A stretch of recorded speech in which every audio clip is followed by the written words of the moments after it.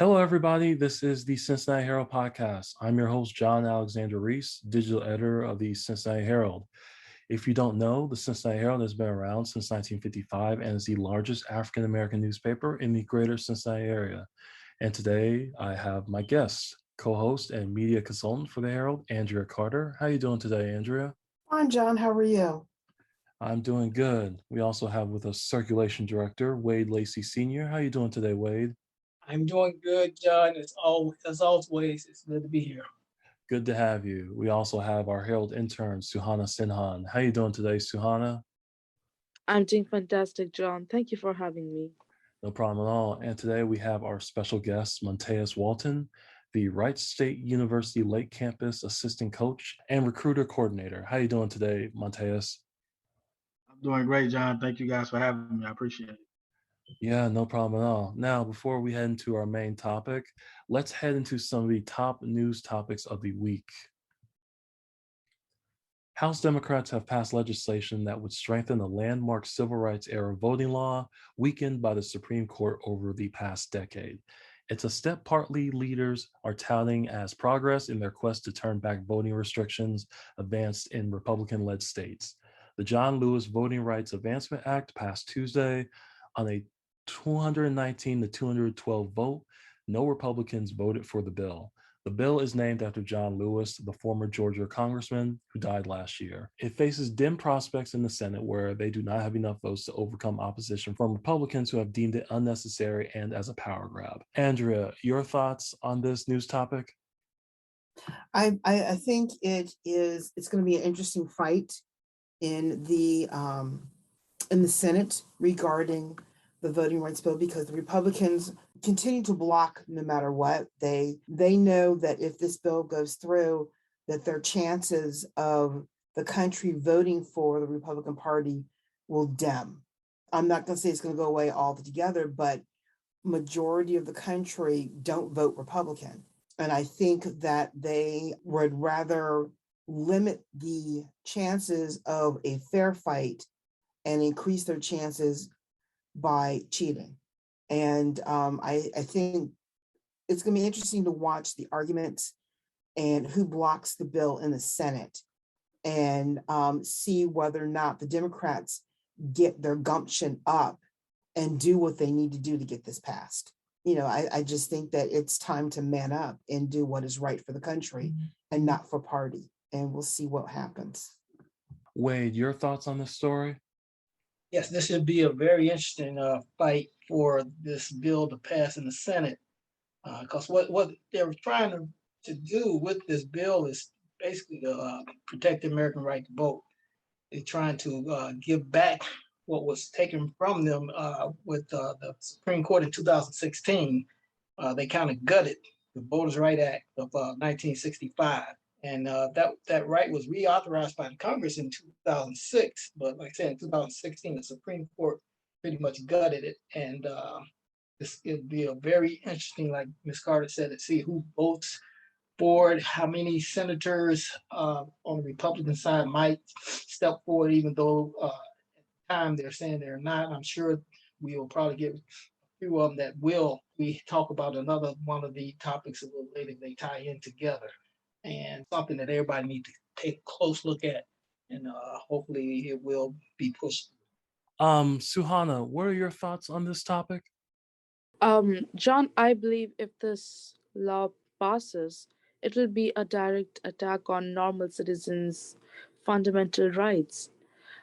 Something simple as the tradition of voting getting affected, and such obscure laws coming in place that are hindering already pre-existing situations, which should further be looked into for further improvement and not getting into restrictions, is absolutely ridiculous. And I can understand Republican might be backed by a lot of people who are not in favor of democratic leaders who are right now in power.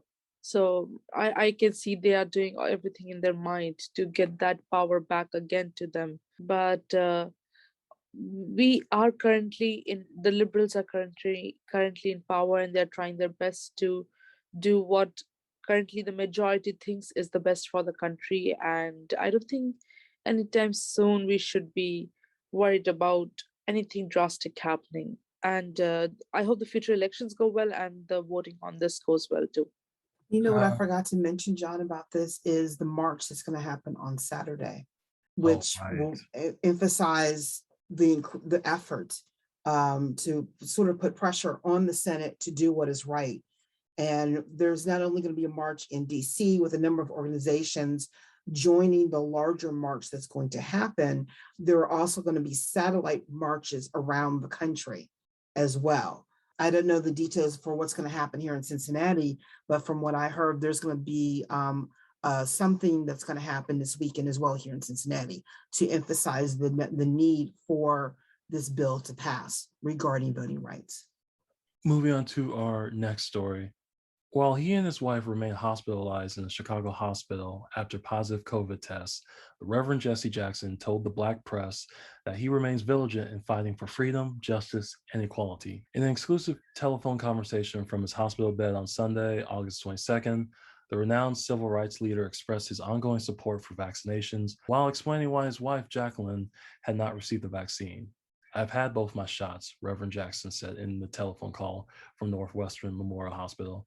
My wife did not receive the vaccine because she has pre-existing conditions that were of concern. Jackson maintained the importance of vaccination, noting that there are more stronger variants of the coronavirus. He said he and Jacqueline are receiving the best of care. Andrea, your thoughts on this news topic?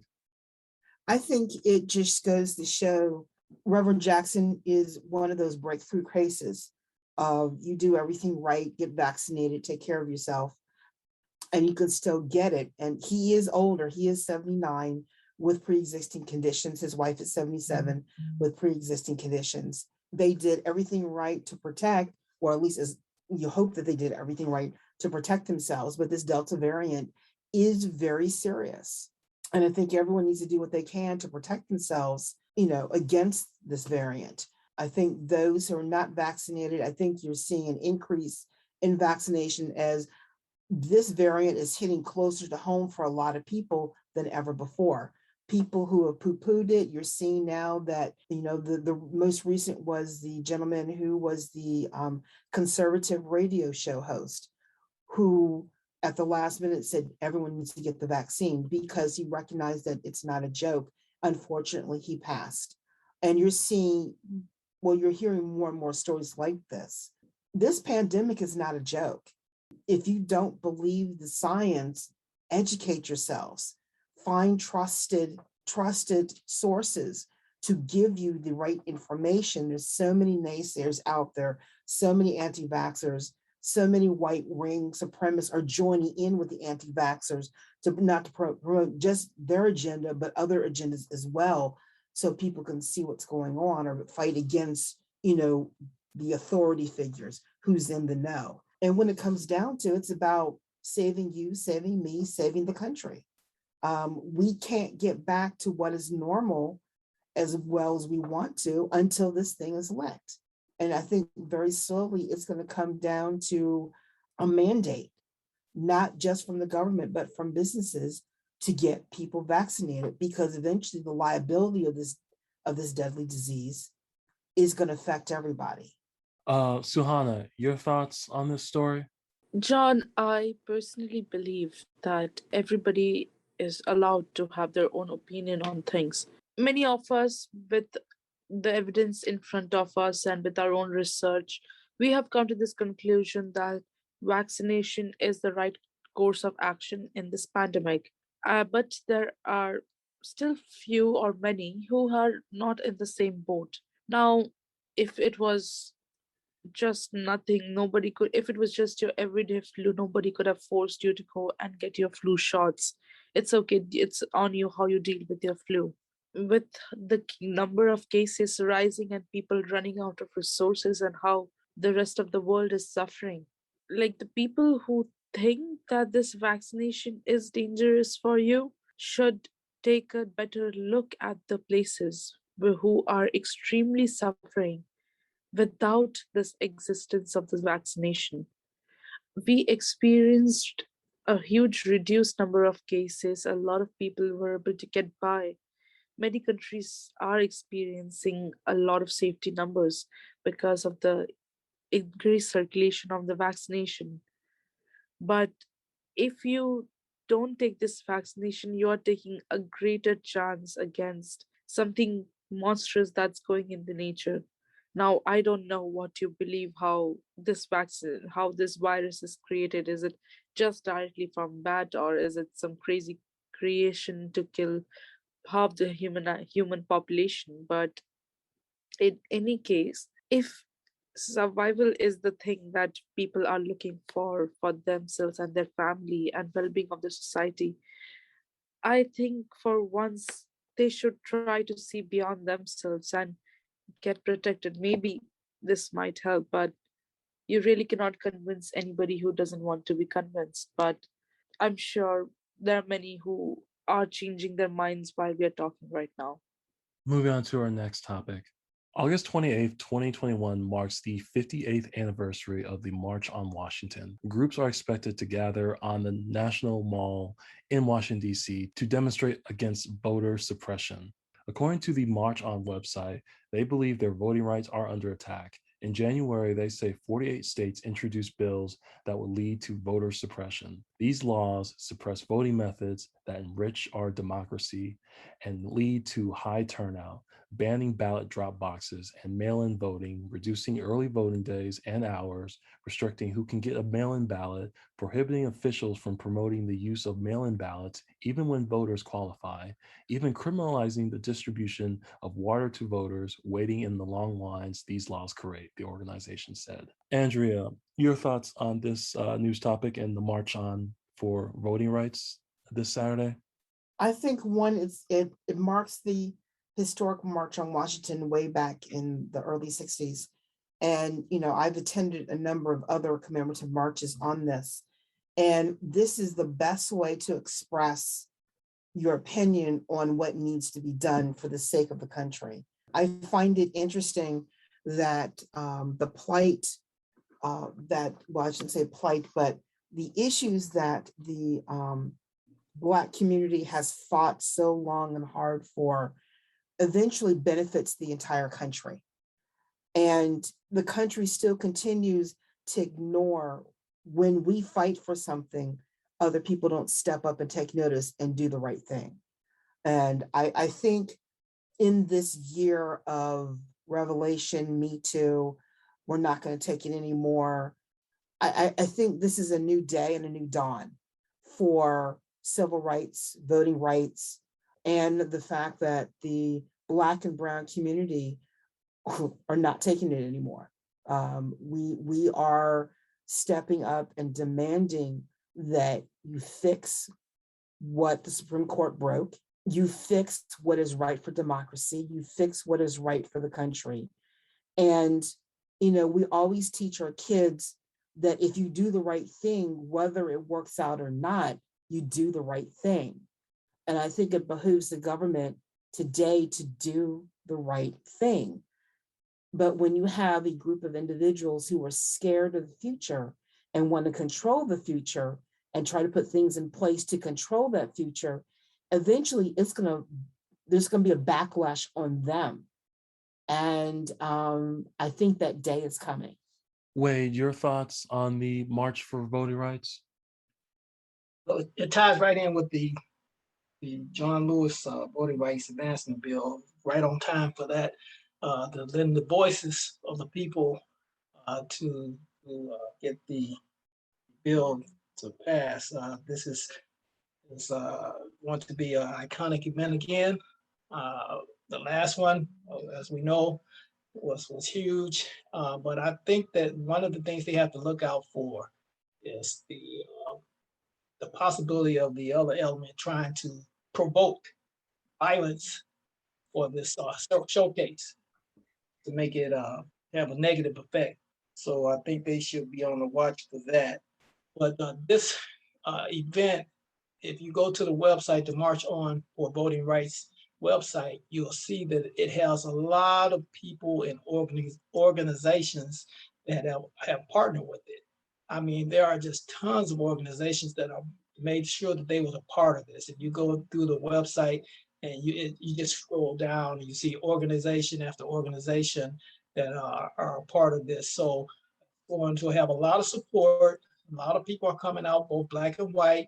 Uh, and I think that this might give it the extra push they need to Senate vote, the Senate vote to go through, because I think you're going to see few Republicans that step away from their counterparts and go forward. Suhana, your thoughts on this story? I think, John, we always used to complain that nobody really cares. Everybody just sits and talks about the problems and or just ponders about how things are going to be right, but nothing happens. As a kid, we had so many instances like this, but now the minute we hear a bill like this is going to be passed, people have already gathered their support and gathered their voices and are trying to do something about it, trying to reach as many people as they want, as many people as they can to help this cause and situation. And I think this this makes situation still a little hopeful, despite we are fighting against the most basic fundamental rights. It's still a little hopeful situation that things will be in favor of ordinary citizens. So let's see how the march goes. I'm more excited to learn how the marching results. What does this actually favors the whole cause, or what it leads to? God knows. Because next thing what we know is that we find oppositions planning a march together, and I don't want to give ideas out there, but God knows what we are expecting next. So fingers crossed. Moving on to our next story. At this point, Cincinnati voters will select new council members in November from a field of 43 candidates who met the August 19th deadline for filing, the most ever since the council manager form of government was adopted in 1925. All candidates' signatures must be certified by September 7th in order to be added to the ballot, so the number could drop. Greg Landsman is the sole incumbent council member running for re-election on the ballot. 3 of the original elected council members either resigned or were suspended on federal corruption charges during council in 2020. They were replaced by appointed council members to fill out their terms. Republicans Steve Gooden and Liz Keating, along with Democrat Jan Michelle Lemon Kearney. Earlier, Republican Betsy Sunderman was appointed to council to replace Amy Murray, who resigned that year to take a job in the Trump administration. Council members Wendell Young and Chris Seelbach, both Democrats, and Christopher Smitherman, an independent, can't run for re-election because of the city term limits law. The same goes for Democrat David Mann, who is running for mayor against fellow Democrat and current clerk of courts, Abtab Purryville. Andria, your thoughts on this story? I'm getting my popcorn together because this is going to be an interesting race. I mean, this is, depending upon who you talk about, people are voting or supporting individual candidates. I went through the list. I have my top 15 that I think have a good shot of getting elected onto city council. Some are new names, some are old favorites. In this race, name recognition is going to be the name of the game. But at the same time, I say it's more than just name recognition, it's branding. Who has been around the longest? Who has been known the longest? Whose views are known the longest? Who's gotten out there? I know there's some new names out there who've been all over the place. You see them everywhere. But the problem is that you haven't seen them outside of the election year. I will say case in point, Brian Gary has been fighting and running for a long time, but he's known for getting people together on various issues and making sure that people know about, things that are affecting neighborhoods. Michelle Dillingham has been another person who outside of the election year has been in the paper, has been making issues known. you have your old favorites. Kevin Flynn has been quoted on and off for a while outside of the election year. Jim Tarbell, his name pops up every once in a while. Charlie Winburn, who's been on the city council twice already, is now at the last minute shooting for a third time. He may be a shoo-in, he may not be a shoo-in. I mean, the last 3 races he's run, he has not been elected. So he is taking a step back to what he knows he can, where he can win easily, which is city council. He may win a seat just because he hasn't been that long since he's been off city council, but he knows how to govern a city. He knows how to get things done. And various members of the Cincinnati community trust him because he's proven he gets things done. And I think that's what's going to come down to: who has proven that they can get things done and shown what they know. So I would tell everyone, get your popcorn out, put your feet up, and start enjoying the race and listen to the rhetoric, because I think the mayor's race is going to be a surprise. I think the city council race is going to be a surprise, because where else, basically, you got 8 seats up for election. And, Greg Landsman, he's a shoo-in because he's being reelected. People already know him. Everyone else who's new still got to prove themselves. And it's a good shot. I think Jan Michelle Kearney, I think Steve Gooden, Liz Keating, and Betsy Sonderman will get reelected. It just depends on how well they've connected with the community and how well the community will say, yeah, we'll give them another shot. So it's going to be fun. Wade, your thoughts on this story? Wow, over 40 people running for city council. Amazing. Yep, sure I think is. in 2005, I think was the previous time that they had the most people run. I think it was like 31 people ran at that time. But this is what happens when the people feel that they have to take back their city council, when things have gone wrong on city council and they feel that there's no other resolve but to get on council themselves or to run for council themselves. So this is what happens. You get 40 plus people that have their name out there. And unfortunately, when that happens, when so many people run, you dilute the voting, so that spreads it out so much that you will get some upsets, and some people that you would normally think would have made it, they won't make it because the names, so many people are out there. I do agree with Ms. Carter that name recognition goes a long way in a race like this. So some of the names that are familiar with the folks, they have a better chance or a better percentage of winning than other folks. I'm gonna give you my top 9 real quickly. I see Scotty Johnson, Jan Michelle Lemon Kearney, Greg Lansman, Betsy Sunderman, Charlie Winburn, Liz Keating, young Philip O'Neill, and my 2 dark horses, one Jim Tarbell with his name recognition. He came in late, but he does have name recognition, and also a person that might surprise folks because he's on the news all the time. Anytime there is something that happens in the Black community, usually they go and talk with Peterson Mingo. And I think that he has an outside chance just because of that fact that he's on television so much that gives him a little name recognition. Okay, that's a pretty interesting list. Suhana, what are your thoughts on this story?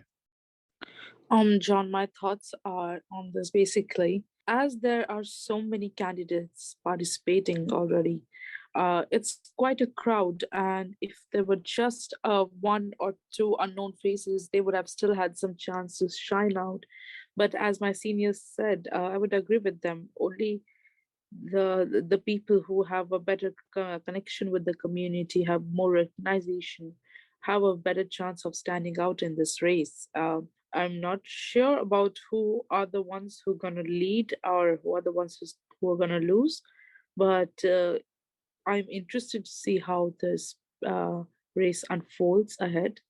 And in either case, I wish all the candidates all the best for this election. And I feel like, irrespective of how tough the race is, everybody should give their best shot, stay meticulous with the registrations and paperwork, and not miss any of the deadlines, not miss any of their events, and be careful with how what they say this time and how they behave, or what the message they put out, how the rallies are conducted, who are the people invited, what are the message they're telling out. So people should be not taking this election lightly, despite there is a lot of competition and chances of victory for many are gloom or dim, I would say.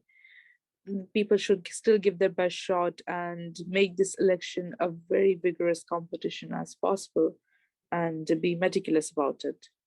So, pretty much, these are my thoughts. I hope this election is as interesting as it looks. And moving on to our next topic.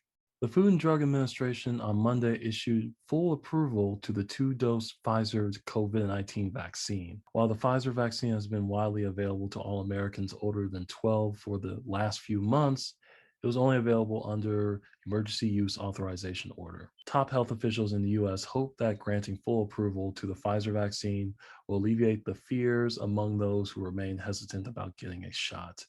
Andria, your thoughts on this topic?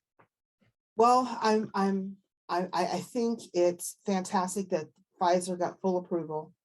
I expect Moderna and Johnson Johnson, their approvals will be coming shortly, especially now since the president has been talking about everyone getting a booster starting in September.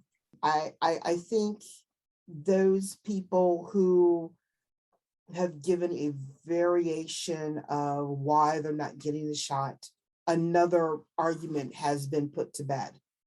And I think now it's time to put up or shut up. And also, I think, Pfizer has been on the forefront of fighting this virus. The advancement in technology in developing the vaccines has helped to develop this right now. And I think research is continuing in fighting other viruses that may be stronger than the COVID or the Delta variant of the COVID-19 virus. So I think it's a win for America. I think it's a win for the world, actually, that they got approved. And let's see what the next steps are in this ongoing pandemic. Suhana, thoughts on this story? Well, I'm not sure if I'm knowledgeable enough for it, but getting this approval from FDA means a lot of potential for Pfizer vaccine and hope for people all over the world. Well, first of all, it was already in circulation, but I hope, as somebody initially we discussed, that it can help when people's trust who might be doubtful that this vaccination is not 100% secure. Maybe after this FDA approval, they might have some faith in it. Maybe this can help the manufacturers expand the resources further outside and increase the number of vaccinations exporting outside the United States and in its territories and are inside areas which are still suffering. In any case, it's a good news. I hope nothing happens. I hope it's a 100% actually FDA approved, because there are a lot of things which are questionable with FDA's approval. We know they don't have they do let a lot of things pass by. And I hope this is not one of those things that are doubtful in people's understanding of what should be consumed or not.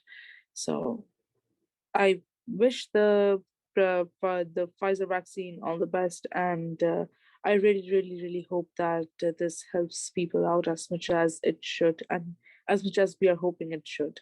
And I just want to add real quick, I hope the approval of the Pfizer vaccine, I hope that does get more people to take it, because in my experience and some of the people I've talked to, they didn't want to get it because it wasn't FDA approved.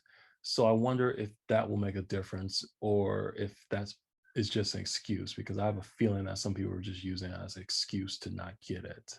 But we'll see, because I read recently, I mean, yesterday, the most recent data said that in Hamilton County, the transmission was like 1.08. So that means like active cases are spreading, but slowly. So let's see if the FDA approval actually means anything now. All right, so that's it for all of the top news stories of the week. And we're moving on to the main topic of the show, which is about Black youth in sports. And like I introduced him earlier, we have special guest Montaous Walton with us. So how you doing, sir? Uh, I'm doing pretty good. Just busy. School just started back for us, and I'm really just busy recruiting and getting ready for fall ball as well, early September. So Yeah, definitely. Now, I was talking to you earlier, and you wanted to you want to talk specifically about as far as Black youth. You were talking about baseball in general. Now, why baseball? Why that sport? well, that's the only sport I ever played ever played since I was a kid. But I mean, I guess from my perspective, when it comes to that in the inner city, it seems to me like, I mean, and again, there's nothing wrong with it. It just seems like it's more and more young men that's going towards the football and basketball route, and it's been like that for years though. I just feel like it should be more emphasized again, so young men in the inner city can play baseball. I feel like it's not as much as it used to be when I was coming up. When I was coming up in Milwaukee, Wisconsin, it's years ago. It seemed like it was more, I guess, African Americans that play baseball. Of course, we have the RBI programs and stuff like that in the inner city to help that out. To help get more African American young men involved. But I just think that uh, maybe we should revive that. You know what I mean, and get them more involved in all three sports or whatnot, especially baseball. Baseball is a great game. Yeah, I've noticed that too over the years because, back in the day, baseball was the thing and you had a lot of Black kids playing baseball. But Absolutely. but for some reason, it just seems like now it's more football and basketball. Why do you think more Black youth have gravitated, away from baseball? Yeah, it just seems like it declined a little bit. But I would say I don't know. I guess it's like I said, I guess with the my opinion, I would say like like guys like LeBron James and all these guys, they see that and it's just like maybe they feel like they can instantly come into a lot of money soon. Um, even in football. Whereas opposed to baseball, as you guys know, obviously, even if you coming out of college or you coming out of high school, you going directly to the farm league. You know what I mean? So you're not going directly to the major leagues right away. And I feel like maybe most guys feel like that's, you know what I mean? Like maybe they want to go directly there, but it's a process and it takes hard work. It takes hard work to get there. You know what I mean? So uh, Yes. that's pretty much what my opinion of that is. I mean, and then again, um, but then again, man, I mean, like I said, overall, I guess I'm starting to see that it's starting to really increase, like slowly increasing. Lately I've seen that they're slowly getting back into it. You know what I mean? So based Hmm. off traveling around the world and recruiting and going from city to city and state to state, recruiting guys. And when I recruit, I just don't recruit African American men. Obviously, I recruit Black, White, Hispanic, but Right.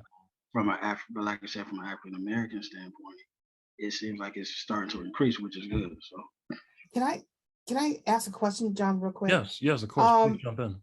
with baseball, some of the old timers used to say that baseball has a certain poetry that speaks to those who talk of the olden days when the old barnstorming system was around for Black folks couldn't play in the white leagues and that they were only able to play in the Negro leagues. Do you see any of that inspiration now in who you're recruiting right now, of that they want to sort of look back to yesteryear and sort of help to emulate those great legendary players in today, or no? when you say emulate, you're talking about like as far as the old players, like they'll look at the old players and kind of like, Like look at the old players and see how hard what they had to do. It was more about not just playing the game, but entertaining. okay, Do you see any of the kids who are starting to show interest again in the game? You see any of that old entertainment style coming in with, the cockiness, the attitude, Right. the showboatness of baseball, especially among pitchers and, hitters, things like that. Do you see any of that in those you're recruiting, or no, it's just about the love of the game? And that's the reason why they're coming back. Yeah, I would say so, Andrea. I would say mainly because they love the game, and like you said, that excitement. So yeah, I would say yes to that question.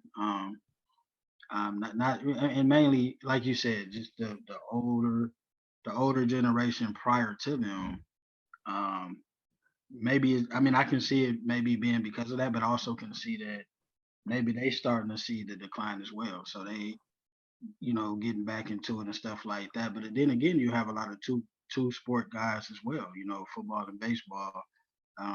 For example, real quickly, I recruited a kid from Cincinnati and Sycamore High School. He's a two-sport kid. You know what I mean? So it's a two-sport player. I'm sorry, and so I would say it really could go different ways, I guess.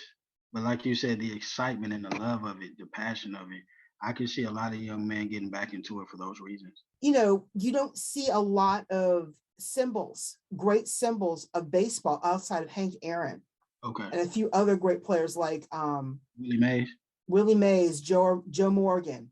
You don't see anyone showcased I agree. outside of the 70s. Right. So what is sparking the interest back into baseball? Because, no one's championing it unless you're from Japan or from Cuba. Maybe, and again, this is my opinion, guys. I think maybe the young men are doing their history. Maybe they're looking back into their history where they're looking at guys like, Joe Morgan and, a lot of maybe some of the former Cincinnati Reds or Cleveland Indians or Willie Mays, as you say, or, just different guys, like not even just in the 70s, but like in the 90s as well. Ken Griffey Jr., Frank Thomas, and maybe they doing a lot of their research because YouTube pulls up everything, man. Even the older, all throughout the '90s and stuff like that, and you'll be amazed how many recruits know about Ken Griffey.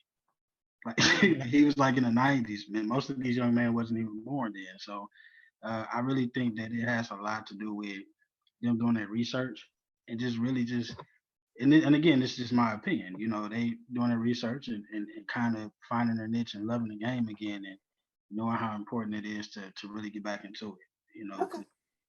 That's just my opinion because, like I said, growing up, that was like one of my guys I looked up to, Ken Griffey Jr. and Kenny Lofton when he played for the Cleveland Indians and Pokey Reese when he played for the Reds, and so in my opinion, I think some of these guys are actually doing their research and looking back on that and just kind of getting back into it. So, okay, thank you. You're welcome. Wade, did you have any questions for Montaous? Yeah, I had a couple questions. One, as I looked on some of the things that you was doing recruiting wise, you recruited some very, very good players from the Ohio. You want to speak on some of those? Yeah, we can do that for sure, Wade. Wow. You talking about the recent recruiting class, Wade, or you talking about like overall? Yeah, the recent. Recent guys that we have from Ohio, we have two twins from Ohio. I'm gonna start off with them first. Their name is they're twins. Their name is Cade and Seth Mead, and they're from North Adams High School. Two good players, man. One of the players he's more of a two-way. Well, he's a corner guy, so he plays first and third. Very talented corner guy. And then you have his brother. Then you have his brother. His brother more of a two-way guy, so he plays the infield. He plays the infield, and he also pitches. And then I also have a kid, Ethan Heim. Ethan Heim and Chris Silcott, both terrific guys. One is a pitcher, one is a catcher from Fairfield Union High School. And then I also have Dalton Hodge from Tecumseh High School, who's a very good ball player, man. I mean, he can swing the bat. Probably can help us offensively, as well as the defensive end. He also has baseball IQ, which definitely helps us. But then also have one player, Marcus Brugler from Bellefontaine High School. I'm sorry, Bellefontaine High School, and then Andrew Intern from Sonora High School.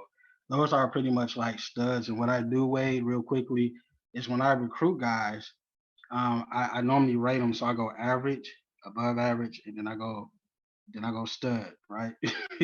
So the stud is pretty much a kid, as you guys may or may not know.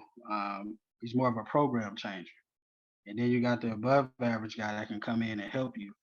Not necessarily a program changer, but he can come in and he can definitely help you from a contributing standpoint in winning games. And then you have an average player, obviously, where he can, maybe he may not play as much, but he's like a spark plug. He can help you in many different ways on the team. But of course, every coach, we definitely go for the game changers and above average guys. So. I know that Wright State is now the last couple of years made it to the playoffs. What do you think of your chances going forward? Wright State Lake campus. Wright State Lake campus. Yeah, are